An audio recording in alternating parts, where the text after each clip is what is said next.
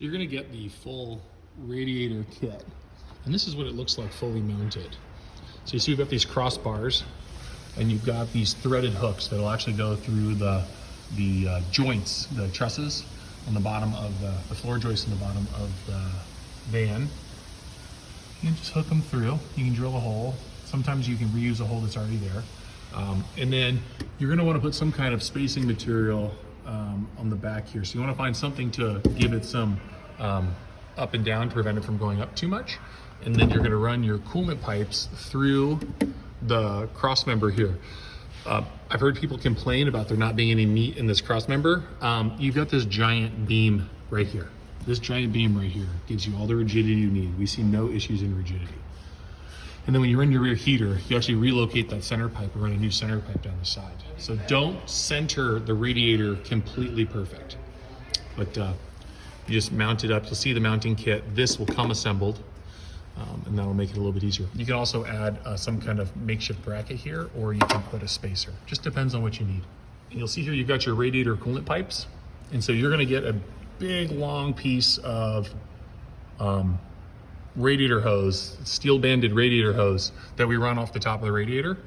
So it comes through here and it hooks up, one to the reverse coolant manifold and one to what we call the piece pipe.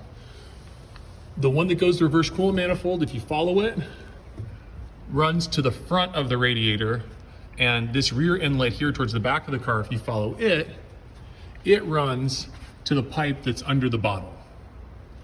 And you can see then that goes through to the thermostat.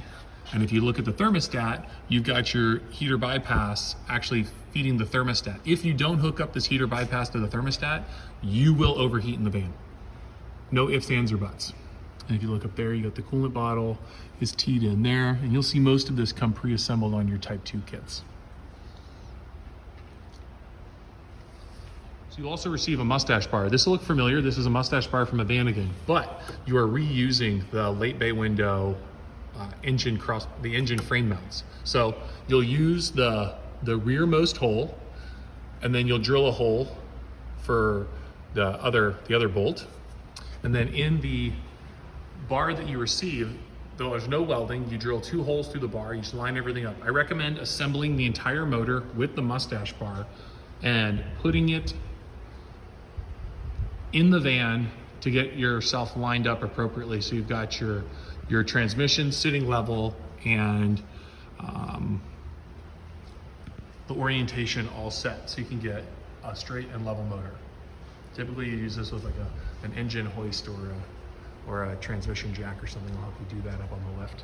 But you will get a bar with no holes drilled. So you will drill the holes here and you will drill the hole here.